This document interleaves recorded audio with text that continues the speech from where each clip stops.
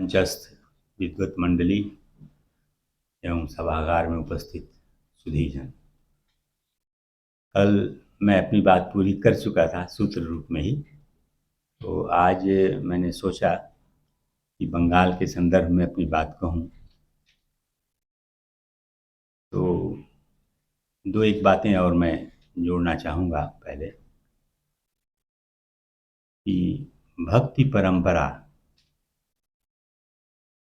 दक्षिण से उत्तर की ओर आई,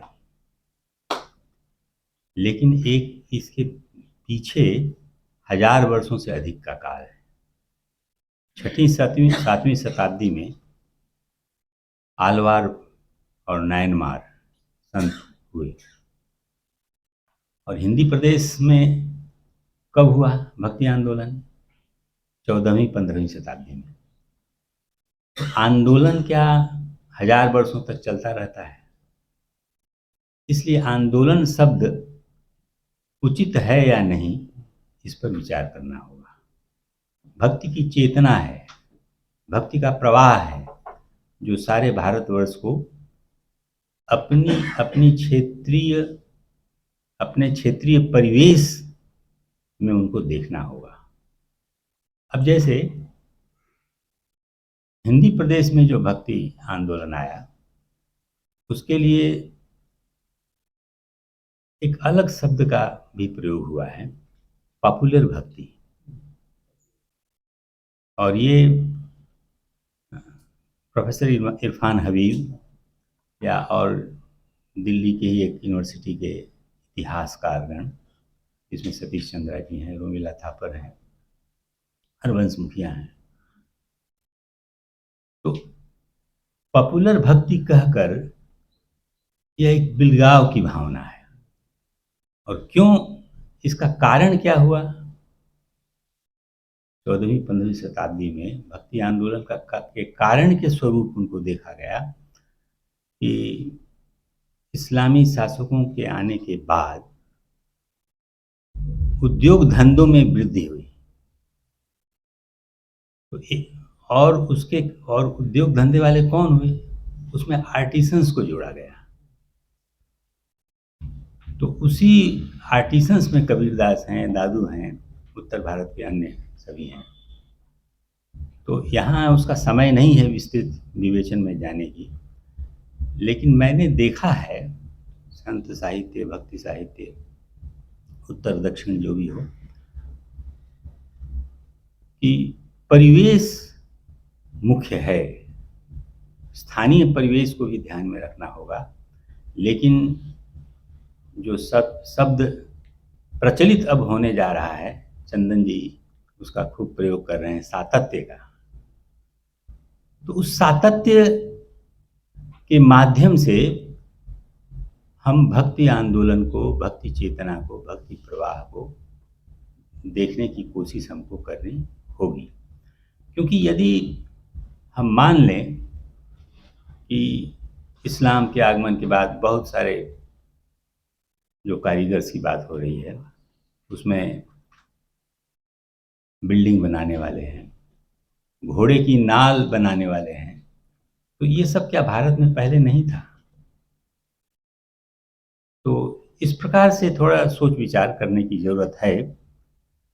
और बंगाल के संदर्भ में यह कहूँ, कल भी मैंने संकेत किया था कि भक्ति का एक भूगोल भी है। जो एक पथ जो है आचार्यों के माध्यम से कर्नाटक, पंढरपुर होते हुए नामदेव पहले ऐसे संत हैं जिन्होंने खड़ी बोली हिंदी में रचना की। और पहले ऐसे संत हैं जो यात्रा करके उत्तर और दक्षिण को मिलाते हैं। तो कई ऐसे संत हैं जो भ्रमण में रहे, एक स्थान पर टिके या भ्रमण करते रहे। तो पूर्वांचल की ओर से दो ऐसे भक्त ही केवल हम उनको कहें या क्या कहें, भक्त कवि कहें, चैतन्य देव और शंकर देव, दोनों ने आजीवन भ्रमण किया। शंकर देव भ्रमण के उपरांत जो उनको ज्ञान हुआ, जो बोध हुआ, उसका प्रयोग उन्होंने असम में ही किया। तो ये प्रश्न भी उठता है कभी-कभी कि चैतन्य देव और शंकर देव की भक्ति में क्या अंतर है? भक्ति परंपरा में क्या अंतर है? तो शंकर देव के समय में असम में जो धार्मिक स्थिति थी, तंत्र मंत्र बौद्ध सहजिया के कारण जो धार्मिक स्थिति थी, उसके कारण भक्ति में या धर्म में थोड़ा अनाचार आ गया था। तो शंकर देव का मुख्य उद्देश्य रहा असम में जो धार्मिक अवस्था थी उसमें सुधार लाना। उन्होंने अपने को केंद्रित किया। लेकिन चैतन्य देव जब एक बार निकले तो निकले, बंगाल से एक बार जब निकले तो निकले, और फिर स्थायी वास उनका बंगाल में नहीं हुआ। या तो वृंदावन गए और अंतिम समय में कई वर्ष तक उन्होंने उड़ीसा में गुजारे, जगन्नाथपुरी में गुजारे, वहीं उनका देहांत भी हुआ। लेकिन उनकी नज़र भी बंगाल पर थी, और बंगाल की स्थिति ऐसी थी चैतन्य देव के पहले कि कुछ वैष्णव पदावली कहें या ना कहें हम उनको, लेकिन इस पृष्ठभूमि के रूप में उनको स्वीकार करना होगा। विद्यापति, चंडीदास और उनके पहले जयदेव। तो जयदेव बंगाल के लिए एक महत्वपूर्ण कारक हैं, फैक्टर हैं। और शांति निकेतन में जहाँ मैं रहता हूँ उसके दो किनारे 10-12 किलोमीटर की दूरी पर एक और चंडीदास हैं, उनका स्थान है, और एक और जयदेव हैं। जयदेव की दो रचनाएं गुरु ग्रंथ साहब में मिलती है, और उस पर विचार किया गया कि ये वही जयदेव हैं या दूसरे जयदेव हैं। तो दो जयदेव की खोज तो है, लेकिन पहले जयदेव ही प्रचलित हैं। और जो जयदेव का जन्म स्थान है वहाँ आज भी प्रतिवर्ष एक मेला लगता है, और उसको जयदेव मेला ही कहते हैं। और वहाँ बाउल संत, जो बंगाल के एक विशेष प्रकार के निर्गुणिया संत हैं, बाउल संतों का मेला लगता है। तो जयदेव और चंडीदास ये दोनों चैतन्य देव के पहले हो चुके थे। और एक तथ्य है यह कि सूफी मत का प्रसार भी हो चुका था बंगाल में, और हुसैन शाह के ज़माने में ही जौनपुर के एक और हुसैन शाह सरकी, मुगलों के द्वारा वहाँ आक्रमण होता है मुगलों का, और वो भाग करके बंगाल हुसैन शाह के पास जाते हैं, वहाँ रहते हैं, और उनके साथ कुछ सूफी संत भी पहुँचते हैं। और वही कारण है कि दो सूफी कवि, जिन्होंने, एक हैं अलाओल और एक हैं दौलत काजी, इन लोगों ने पद्मावत को बांग्ला में प्रस्तुत किया। इन लोगों ने तो सूफी धारा भी प्रचलित हो गई थी। चैतन्य देव के कारण भागवत पुराण भी प्रचलित हो गया था, और एक चैतन्य देव दक्षिण से ले गए थे लीला सुख का बिल्व मंगल और कृष्ण कर्णामृत। तो ये इनका प्रचार भी हो चुका था। जो वहाँ के नवाब थे उन लोगों ने भी सूफियों को और संतों को स्वीकार किया था। यहाँ तक कि चैतन्य देव भी उस अपने ज़माने के शासकों से मुठभेड़ कर चुके थे।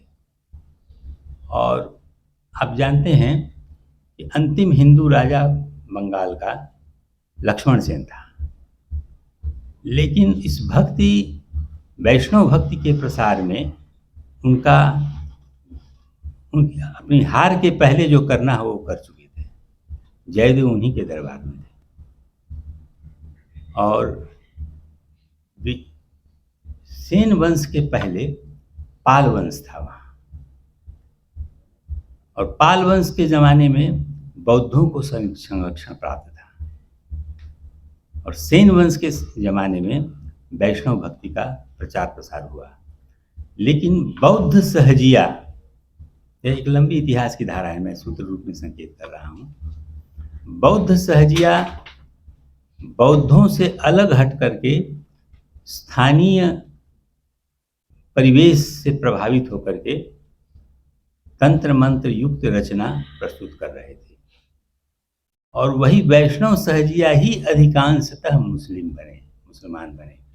वहाँ के जो नाथ योगी थे, तो बौद्ध और नाथ इस्लाम के आने से उसमें जो दीक्षित थे, जो परंपरागत रूप से लोग थे, उन सब ने उन लोगों ने इस्लाम को स्वीकार किया। तो 2-3 प्रकार की स्थिति इस प्रकार से रही।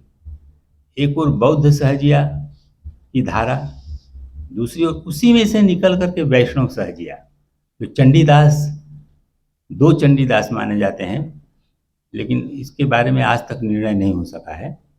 तो वो वैष्णव सहजिया का प्रभाव है, और इनमें से चैतन्य देव के कारण फिर वैष्णव भक्ति का प्रचार होता है। वैष्णव भक्ति एक है चैतन्य देव के पहले, और दूसरा है चैतन्य देव के बाद। तो हम जानते हैं कि हर क्षेत्र में, भारत के मध्यकाल से ही हर भाषा, हर प्रदेश में कुछ ऐसे महत्वपूर्ण काव्य ग्रंथ रहे हैं जो स्थानीय आकांक्षाओं के अनुरूप है। जैसे हिंदी प्रदेश में रामचरितमानस है। रामचरितमानस से प्रख्यात और कोई रचना नहीं है। तो रामचरितमानस केवल राम की कथा नहीं है, जो हिंदी प्रदेश की संस्कृति है, उसका एक रूप से वह प्रवक्ता के रूप में है, उस सारे परिवेश को समेटे हुए। इसी प्रकार आंध्र में भागवत पुराण का जो अनुवाद हुआ है वह ग्रंथ है नन्नय्या। केरल में एडुछत्तन, उन्होंने जो महाभारत का अनुवाद किया है वह वहाँ का प्रतिनिधि स्वरूप है। एक प्रश्न इसके साथ उठता है कि हिंदी प्रदेश में या हिंदी में रामचरितमानस के अतिरिक्त जो रामकथा रूप है और कोई ग्रंथ नहीं है। अब जैसे महाभारत का कोई अनुवाद हो जाएगी हिंदी गद्य में, अलग बात है, उसके आधार पर कोई रचना नहीं है। भागवत पुराण को आधार बना करके कोई रचना नहीं है। क्या कारण है इसका? अब ये विचार करने की बात है। इसी प्रकार बंगाल में जो ग्रंथ आया सामने, जो मध्यकालीन बंगाली संस्कृति का प्रतिनिधित्व करता हो, वह चैतन्य जीवनी है, गोविंद दास कविराज। तो चैतन्य जीवनी जो है वह एक धार्मिक ग्रंथ के रूप में हो गया, और यहाँ तक कि चैतन्य को राधा और कृष्ण दोनों का युगल अवतार मान लिया गया। तो मैं केवल बंगाल के बारे में बात नहीं कर रहा हूँ, सूत्र रूप में पूरे को मैंने देखने की कोशिश की है या मैं करता रहा हूँ। तो चैतन्य देव उस समय के जो बादशाह थे, मुगल तो नहीं, लेकिन पर हुसैन शाह और उनके परिवर्ती, तो हुसैन शाह के ज़माने में कई ऐसे उनके प्रशासन में कार्य करने वाले राजकुल को छोड़ करके और चैतन्य महाप्रभु चैतन्य के साथ आए। इसमें रूप गोस्वामी, जीव गोस्वामी और सनातन गोस्वामी। एक चीज़ और बता दूं कि सेन वंश कर्नाटक से गया हुआ था, और वो कर्नाटक के ब्राह्मण थे, और ये जीव गोस्वामी, रूप गोस्वामी, ये लोग भी कर्नाटक के ब्राह्मण थे, जो कई पीढ़ियों से बंगाल में बस गए थे। तो यही जीव गोस्वामी, सनातन गोस्वामी, इन्हीं लोगों ने गौड़ीय वैष्णव धर्म का सिद्धांत निरूपण किया, और वह किया वृंदावन में बैठकर। तो चैतन्य एक और वृंदावन को देख रहे हैं, वहाँ की इस परिस्थिति को देख रहे हैं, दूसरी ओर बंगाल की परिस्थिति को देख रहे हैं, तीसरी ओर दक्षिण और उड़ीसा, इसको भी देख रहे हैं।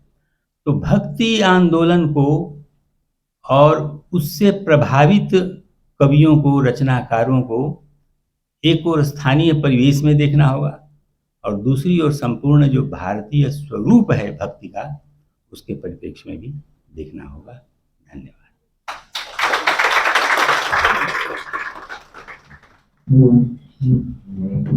बहुत बहुत आभार आदरणीय रामेश्वर मिश्रा जी सर। अब तीसरे वक्ता के रूप में मैं आमंत्रित करना चाहूँगा